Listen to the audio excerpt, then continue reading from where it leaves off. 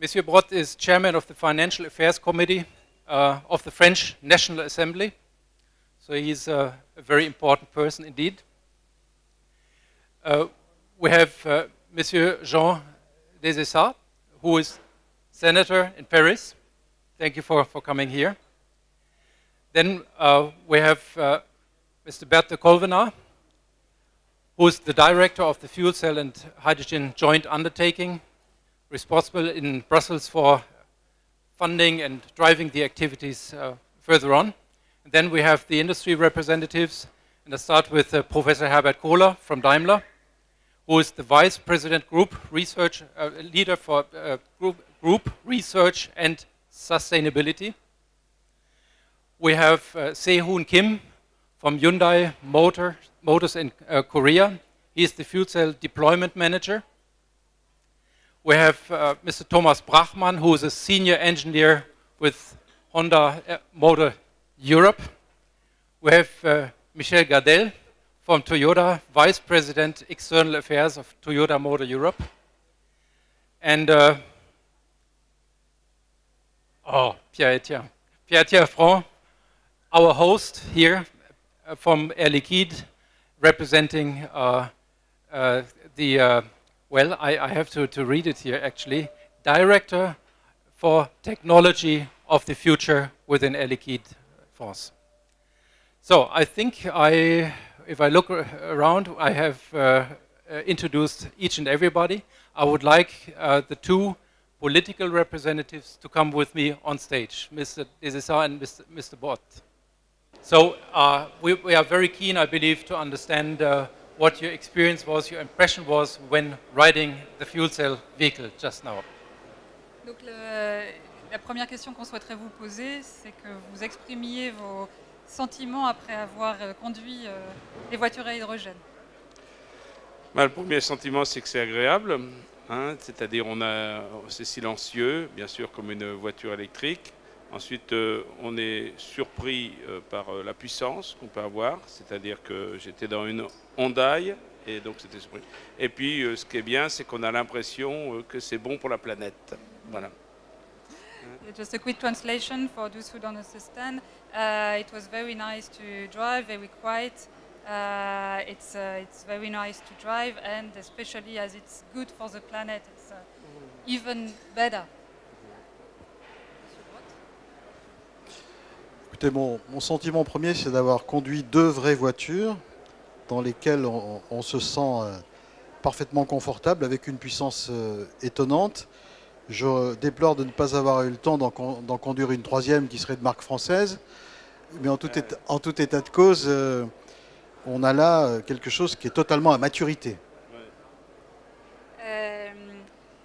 So he had the impression to drive a two-wheel car. So he finally sees that the technology is at maturity, and it just is a bit disappointing to not drive a French one. So it's a question of time. It's a question of time. Yes, Monsieur Brottes, may I ask you the question what you believe the role of fuel cell vehicles and hydrogen in favor of, well, more sustainable transport, more sustainable energy system could be in the future, and maybe also what you think politics could do to help support the introduction of this technology. Qu'est-ce que les politiques peuvent faire dans cette affaire pour développer la technologie? Voilà, ou en tout cas la place de l'hydrogène effectivement dans la mobilité durable de demain et dans quelle mesure les politiques peuvent aider. Les politiques qui ne sont pas par définition des scientifiques ou des experts sont aujourd'hui confrontés à la nécessité d'avoir des technologies qui ne soient pas polluantes en effet, sont confrontés à la nécessité de trouver des solutions pour stocker l'énergie plus globalement, et ça ne concerne pas que l'automobile.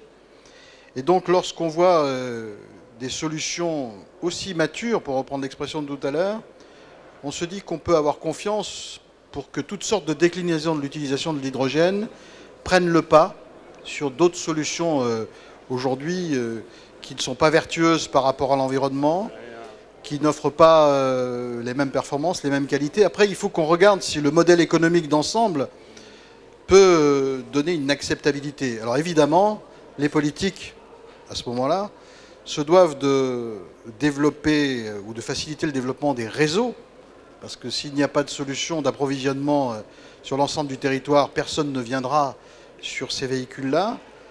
Se doivent d'avoir aussi la certitude qu'en matière de sécurité, il n'y a pas de fantasme qui nous emmènerait vers un risque dont j'ai compris qu'il n'existait pas, d'après ce qu'on m'a expliqué, en cas d'accident, et ça c'est très important. Et après, il faut qu'on fasse le bilan global aussi de comment on produit l'hydrogène, comment on la consomme, et comment est-ce qu'on peut comparer cette chaîne à la chaîne plus classique aujourd'hui des autres carburants. De ce point de vue-là, on a besoin aussi d'avoir des informations, puisque nous devons rendre des comptes, nous, sur la dimension développement durable. Je ne sais pas si le mot est connu, mais en tout cas, il faut qu'on analyse la totalité de la chaîne de la production à la consommation pour voir si on fait un saut qui est bon pour la planète. So politics first need to make sure that it's a solution which is economically viable. In order, I make a short synthesis, to develop the network, but we also need to ensure safety. And first, I mean, one of the most important being to ensure that the total chain from the production of hydrogen until its consumption in the car is globally good for environment and not polluting. And if all of that is positive, then we could support it politically. There is a lot of talk now about renewable energies to come into the transport sector as well. We talk a lot about renewable electricity, renewable house heating and everything, but the transport sector is depending on oil, so renewable energy is a very important issue. Do you think, well, in which way could this technology contribute to bring renewable technologies also in this sector? Un des problèmes qui est posé par le renouvelable, tout d'abord, il faut dans les villes et même à l'échelon national une alternative aux moteurs thermiques. Donc tout ce qui est alternatif doit être développé. On verra après peut-être comment faire. En ce qui concerne le renouvelable, tout dépend de la fabrication de l'hydrogène. Et pour le renouvelable, ce qui est très intéressant, c'est qu'on ait un mode de régulation. On sait que le renouvelable, ce n'est pas aléatoire qu'il faut dire, ce n'est pas une énergie aléatoire, mais malgré tout, c'est une énergie variable, sauf l'hydraulique qu'on peut contrôler. L'éolien, eh bien, ça dépend du vent. Le photovoltaïque, ça dépend du soleil.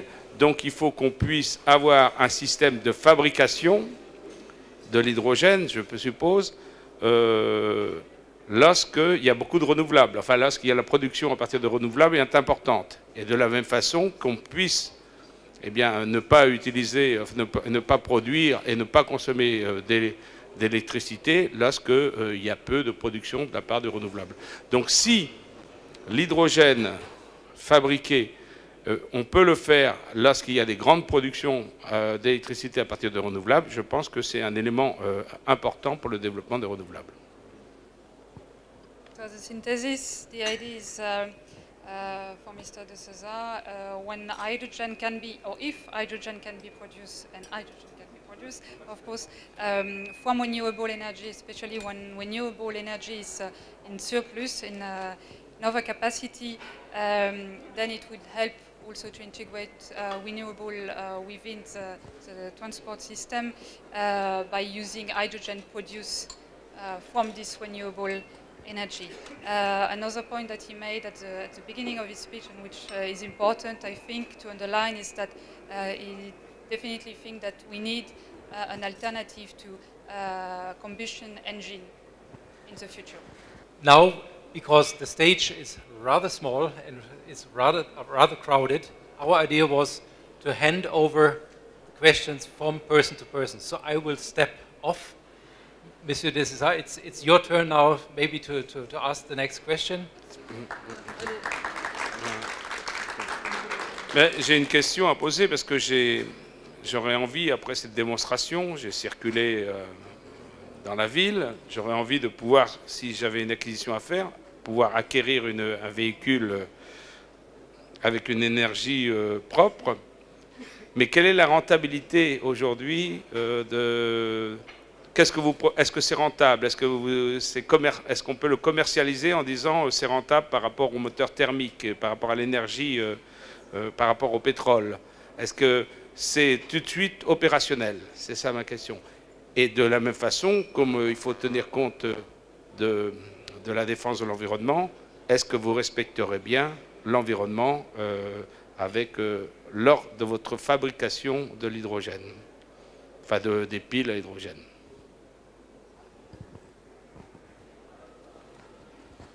So it's a lot more questions. So the question was, is it profitable?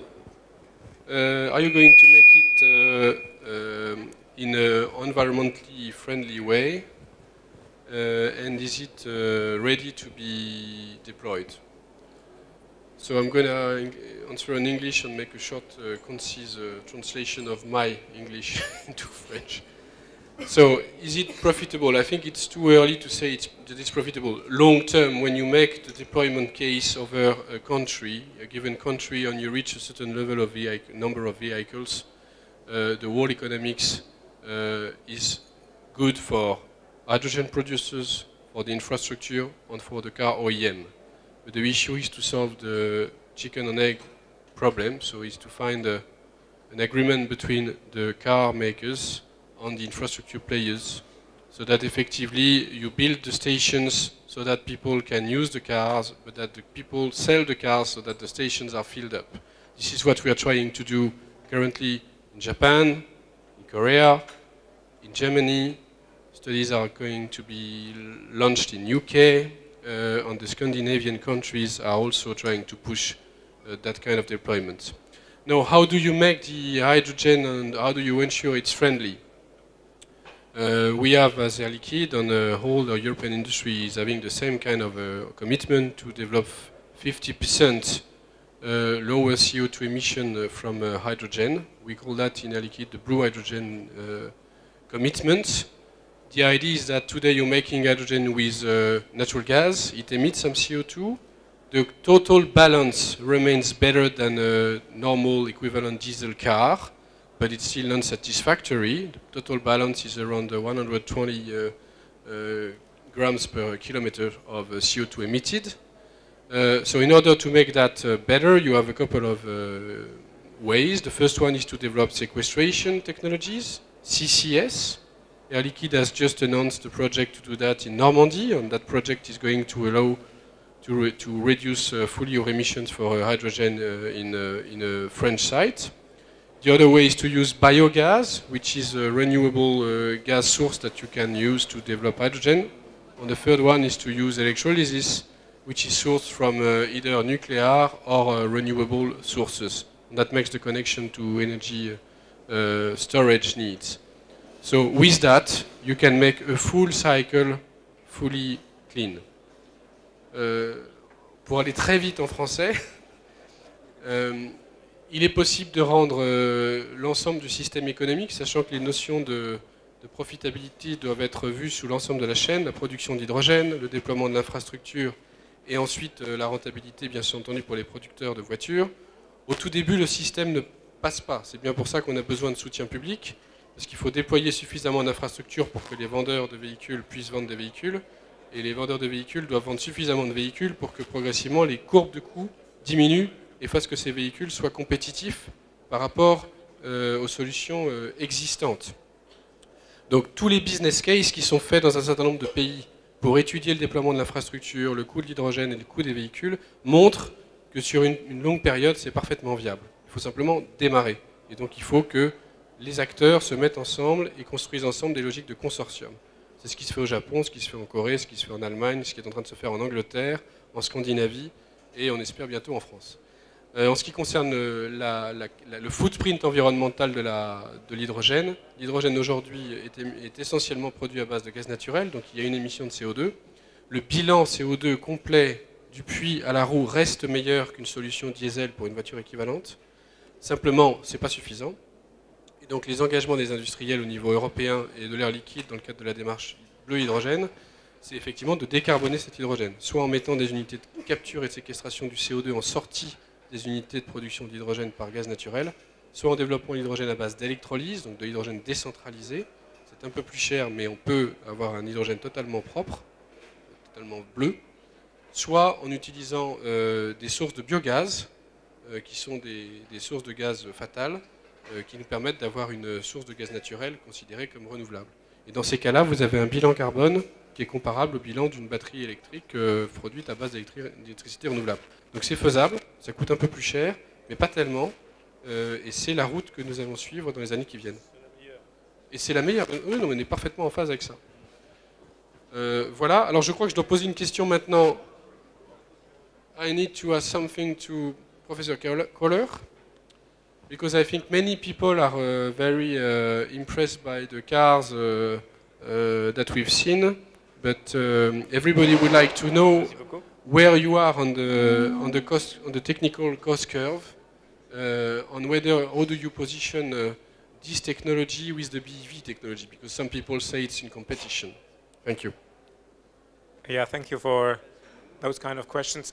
I can simply answer that question in a way to say we are very close to our targets to meet a four-cylinder diesel engine with that what is being inside a fuel cell car. That means the drivetrain by itself gets more and more compatible to that what we do have in a combustion engine. And therefore, of course, this is an important step because no one would like to purchase a product or a car which is much more expensive than an existing one. And we have to reflect that. Therefore, I think it's that main step forward the companies are working for. And I see and feel a great movement in that direction on the competitive edge side, which is of course good because we want to offer that kind of mobility for the future. And of course we try to compensate and replace on the long term the current and existing combustion engine. And therefore, once again, it's important that we meet the target what we do have. And the target is clearly a combustion engine. And if we compare the power what we normally install, 80, 100 kilowatts, something like that, this is then comparable to that what we do have with a modern equipped diesel engine. That means, of course, Euro 6 with a lot of exhaust gas after treatment system. But that is, of course, the current situation, and that is the competition we are working against. I think we are well on track, and we will meet that next generation, which is down the road the next few years. And of course, we are looking intensively for the right hydrogen infrastructure.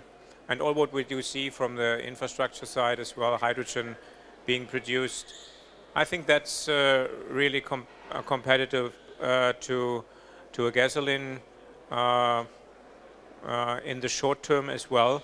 And therefore, I think there is no good reason why we should not go that step and why we are not going in that direction. We see that there is a lot of prominent car manufacturers in that direction, and therefore I think let's go, because that is our target. We want to have that. That was the one question you would like to ask, the one and the last one, or? There is another one? I don't know. I think there is one with competition with BEV. Ah, yeah. Then of course, is there a competition with battery electric vehicle? First of all, we have to admit, or we have to pronounce that both of them are electric vehicles, because they have an e-motor. It's just a question of how we do store the energy. On the one side, of course, on the electric in the battery. On the other side, we do have hydrogen on board. Therefore, once again, both of them are electric vehicles. And competition question mark, we should emphasize and point that out very clearly that the fuel cell vehicle do have two main advantages in comparison to that what battery electric vehicles do have today, will have tomorrow, and will have the day after tomorrow. This is storage capacity, this is driving range, translated in driving range. Battery electric vehicles, we have 160, 180 kilometers. Fuel cell electric vehicles, we have 500, 550 kilometers. And this is, the second one is refueling time. It's the time what we are used to having refueled the diesel car, for example. It's 2-3 minutes. And of course, on the other side, for the battery electric vehicle, if we don't want to destroy the battery on the long run, we have to spend a half an hour, we have to spend minimum, I would guess, 60 minutes. And therefore, of course, this is the big advantage and the disadvantage on the one side. But of course, there is a market for those kind of vehicles as well. This is not an either or, this is more in parallel and a question of usage, pattern usage of customer. That is what I can say for that. And if that is the two or the two questions, I would then hand over and ask Bert just to join me with another two questions, of course, facing with your responsibility in Brussels. On the one side, of course, asking, do you think Brussels and the authorities, the governments in total in Europe are supportive for that? Is that enough what we do have today? Is there enough self-momentum behind that? First one. And the second one, I would like to ask, what is your experiences with the joint initiative? What can you tell us in a way, this is the experience, let's improve on the one or the other topic? Okay, thank you. So, allow me to introduce me maybe by two words. I'm Bert Colvenaer, the director of the Fuel Cells and Hydrogen Joint Undertaking. The question Professor Kohler was referring to is basically what is happening at the European field. And obviously in Europe, in Brussels, there is quite a lot of talking currently. But I believe that also some activities are currently ongoing. We do something. In this respect, the European Commission some time ago established a joint undertaking. The joint undertaking is on fuel cells and hydrogen is one of the 5. There are joint undertakings on medicines, on aviation, on microelectronics and software. One of the reasons why the European Commission established this joint undertaking is that risk for market failure. And I believe all of us here in this family together are very well aware that yes, for hydrogen and fuel cells, there is a potential for market failure. The competition with the incumbent technologies, with the diesel and gasoline at this moment in time is so big that unless there is a clear support to answer the question which will be asked only maybe in 5 or 10 years' time, we try to formulate the answer now. The joint undertaking was established in 2 words. There is a public-private cooperation between the European Commission, the European industry on fuel cells and hydrogen and the research, on planning and financial resources. We're putting all the financial resources together to an amount of about 1 billion, and the industry together with the European Commission do the planning. What are we going to do on fuel cells and hydrogen? So we do something. With this money, we currently have about 100 projects. On average, a project takes about 3-4 million euro, takes about 3 years. And why we are here today is just one of those reasons. This is part of our portfolio. This is one of the actions we deem to be very important to demonstrate what we are doing, why this technology is so useful. So, at the moment, I believe that the joint undertaking is substantially contributing to all the industry and the research, and I think Professor Kohler will agree with that, supporting the industry to keep the momentum and to move forward. That's what we're really doing. The future outlook, obviously, is what's going to happen in the next multi-annual framework, which is called Horizon 2020. We have to keep the momentum. We have to keep the correct speed. Too quick is no good. expectation management is one of the aspects we have to clearly keep an eye on, because we can't promise what we can't deliver, but too slow is also not good. So that's clearly one of the aspects. The joint undertaking is contributing to this aspect, answering your second question, very much to support the transport aspect. I think the automotive industry has very well recognized that there is an end at the oil industry, the oil exploitation. Currently, Europe is using every year 200 billion euros to import fossil fuels, crude oil and natural gas. And what do we do with it? We burn it. And what do we do next year? We do the same. Now, I believe it becomes very much time that we think about being self-reliant. We're asking, and in the multi-annual framework, for 100 billion over 6 years, despite we spending 200 billion every year. So I think it is time for Europe to wake up and to say, we want to be self-reliant on energy, because otherwise this is not a sustainable system. The automotive industry very well understood this one, but there is a group of people who did not sufficiently. The Prime Minister of Belgium, that's a country on that side, said 2 months ago, well, I can guarantee that in 2014 we will not have a blackout.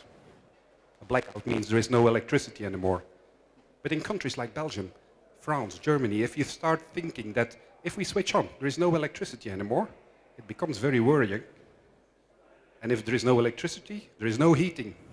And it will happen when it's cold, when it's dark, when there's no photovoltaic. And then I have to explain to my wife and to my kids, saying that, sorry, we didn't foresee this. No, we do have to foresee this. And with all the investment and the effort together, we can do and we can change something on that. So the energy question, the energy provision, the energy storage is really one of the aspects I believe need to be addressed in the next multi-annual framework. I hope this is answering your questions. Allow me to say one more word. I think what we are doing here currently is driven by people who have a very high level of commitment. And I'm happy to know him already for quite a long time. I would like to introduce Thomas Brachmann from Honda. And I would like to ask him 1 or 2 questions, as we all do. From Europe, from the individual countries, from the different regions, I think the automotive industry is asking support. What is there you really need as an automotive company to help you moving forward? What is dressing the bride? Thank you very much for this question. Well, I married the second time 2 weeks ago. I think the dress itself is not so much of importance. First of all, you have to fall in love with the subject, which in this case means you have to think about powertrains that bring us mobility in the future, that are sustainable. And then also you have to fall in love with the second bride, unfortunately, which is hydrogen. And now the competition starts. But anyway, you need to fall in love with both of them. And then you have to make a decision. Are you either a car manufacturer I'm belonging to, or are you coming from industry providing hydrogen and the related technology? So from that aspect, I would say Honda itself, like all other OEMs working in this business, have fallen in love with this technology. Also knowing that hydrogen is essential in that aspect. And by that, of course, you need to generate interest, not only among yourselves, because this is a community. Everyone knows each other well. You have to bring this message to the outside as well. You have to bring the message across to regions. What is the benefit in introducing hydrogen, and what's the benefit in providing the fuel cell cars? Since this is ongoing for quite a while, and Bert this knows very well as well, our message has been on 21st of this month, our CEO said, we will provide cars to Japan, the United States, and to Europe from 2015 onwards on larger scale. This is our commitment, and we just want to understand regions and also politicians, politics in general, that we are willing to commit to fuel cell cars, and as it was mentioned before, some very active regions like Germany, I would just like to remind you, this is a member state of the European Union. We cannot just only live with hydrogen and fuel cell electric vehicles in Germany. We have to spread this to other countries as well. No customer will accept that he has to be stopped at the borders of Germany. It's not A to A. It's A to B to C, what we want to achieve in the future. Otherwise, that's what Professor Kohler said, battery electric vehicle, short range, this is maybe A to A, A to B. But we want to cross Europe.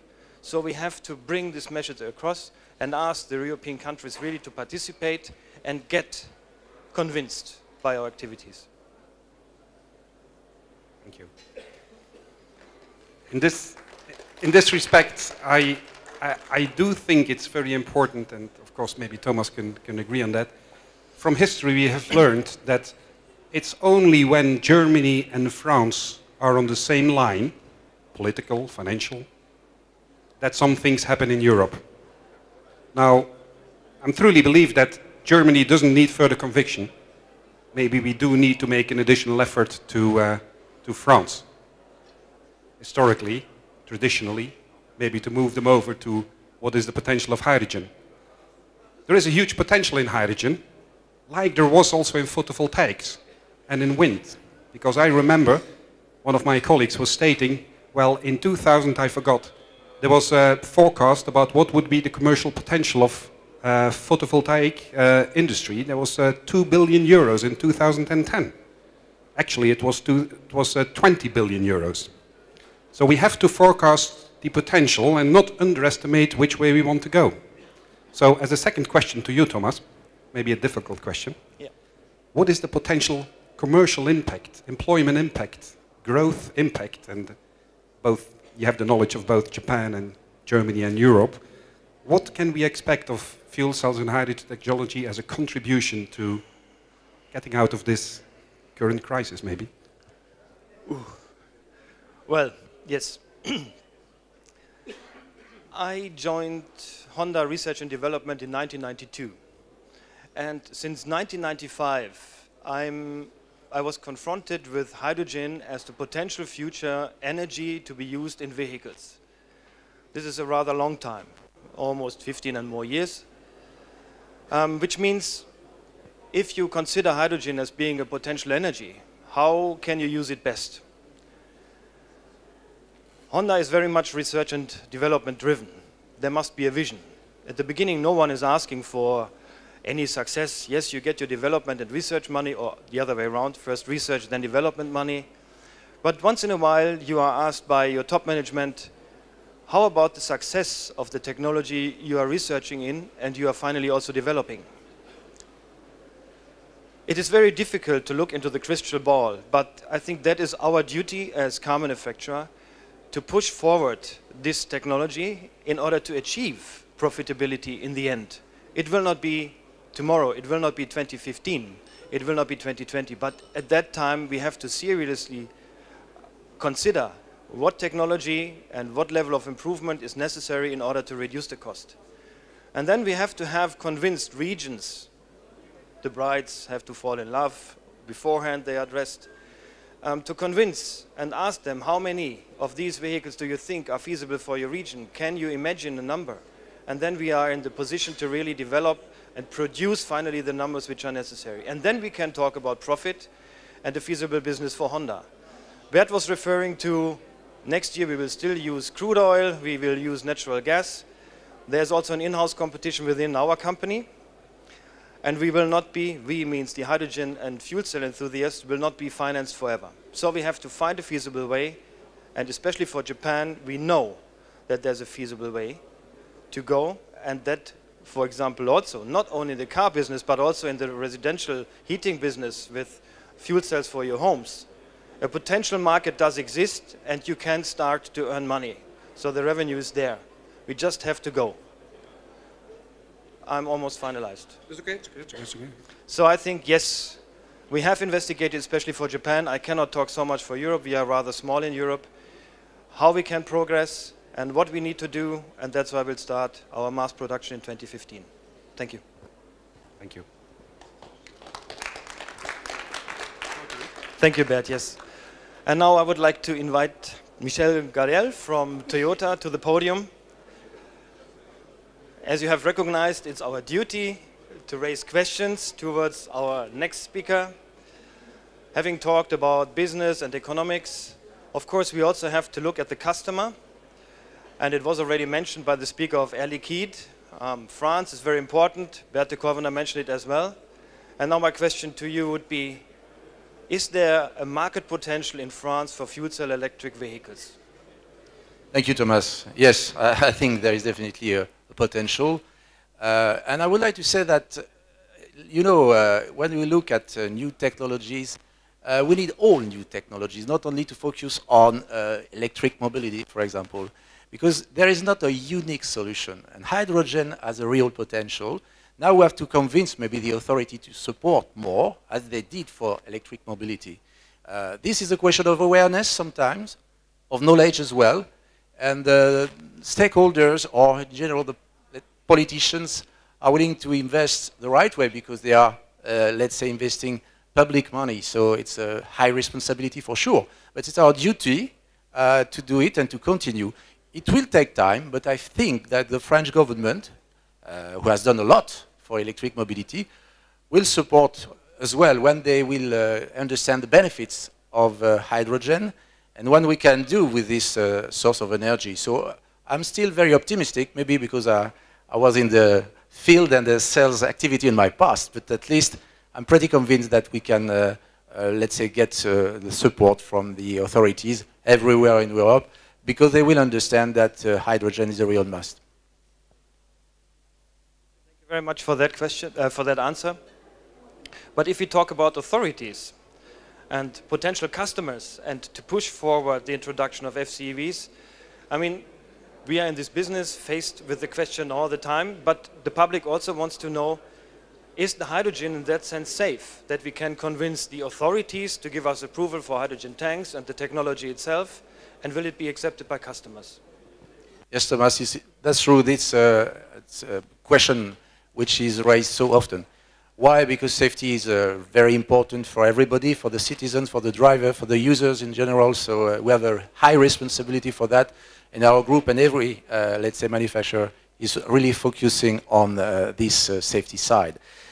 We have developed a lot of devices to, let's say, protect the users and also the citizens.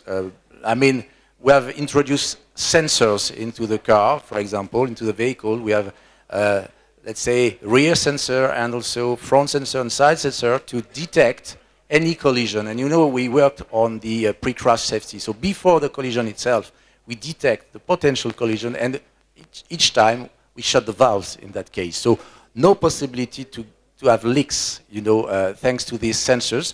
We have also sensors inside the car to detect also any leak, and the same functionality has been developed as well. So we can say that it is a very safe technology. We continue to work on every day to get continuous improvement in that field for sure, but we are very, let's say, confident. And you know, homologation rules are very difficult to match in that area, so you can be also sure that the regulation will be very tough for the manufacturers and will address all these sides. And just vis-à-vis the tank, because you raised the question, Thomas, you're right, we have also reinforced the tank to protect the users in case of rear-end collision. So we have very solid and robust structure to avoid any explosion and collision and risk of, let's say, rupture of the tank. My first question is about the commercialization of fuel cell vehicle. Can you please make a comparison between what it is happening in Europe and what it is happening in the States, for example, or in Asia? Thank you. Actually, there is many experts in the world. So I think you will probably know the strategy of each country better than I do. I just want to say that I was really happy to work in Europe. So I think that tells the positive side of European strategy for commercialization. So it's like we are operating 7 fuel cell vehicles in Europe at the moment. And I was never been so happy because there are so many requests for coming to some event and everything. So if you see, we provide the cars in US market, also in Korea, but I never had these kind of requests. So whoever requests to me for the fuel cell vehicle, I feel like I met another friend. Yeah, yeah, you. Okay, but I think who has the better strategy or roadmap is important, but the implementation plan is really important. We should not have a very, very far, long target. We have to go step by step. So during my experience of 1 year and 5 months of operation in Europe, I want to ask FCHJU and European governors to make a network that our cars doesn't need to be trucked for participating in an event. So actually, I want to save a little bit money. So I'm really sorry for our trucking company, but with just a little bit effort, I think that can be possible in Europe. And I think the region who makes that possible for the first will be the leader. So that is my small dream, but I think it can be realized in Europe at least. Because I like Europe because it is very difficult to make an agreement, but once an agreement is made, it's really difficult to change here in Europe. But in Korea, it is very easy. Every year it is different. So the consistency and small actions will add up, and I think it will really, small dream can come true in near future, I think. Thank you very much. My second question is about the role of some demo project like CEP, Clean Energy Partnership, or H2moves Scandinavia. Can you please tell us something about that? So actually, I like these kind. I think we need this kind of organization, CEP or FCHJU, and the following projects. So I'll just tell you just a simple example. We have also Korean fuel cell and hydrogen joint undertaking in Korea. It started in 2004. It ended in 2007. Within these 3 years, we built 11 hydrogen stations. But in 2007, this organization has disappeared because new regime came, and this organization disappeared. And after that, from 2008 to 2012, we only have 1 station more.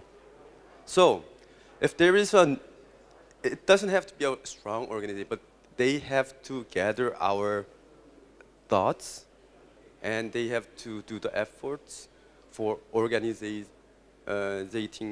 all the countries. I think it's really especially more important in Europe because there's a lot of nations, and we have to work together. And the last thing I want to say is that I didn't really expect it, but if you bring a car to some region, they were speaking about fuel cell and hydrogen technology, but many regions, they have never seen a fuel cell car. So I think what we have to do is do some more advertisement and technology marketing. I think it's very important. But so once some region sees the car, they like it, but they're telling, but they really don't know how good it is. So I hope to work further in Europe, and it's a very for me personally, it's very happy to work here together with European colleagues, and I think this can be done much better and effective. And I think European Hydrogen Society is like a living organism. So I think it's in the process of being going through the evolution. So 1 year before, it was just government projects, EU-funded projects. This year, I'm seeing a lot of tenders. And maybe next year, other industry or private companies will join on fleet. So I'm very optimistic with this European market. Thank you. Thank you very much. I think it's a very important part of the deal as well to better know the product, and the Road Tour 2012 was a best practice, I must say. to promote this technology. Thank you very much. I hope the stage doesn't collapse, so applause.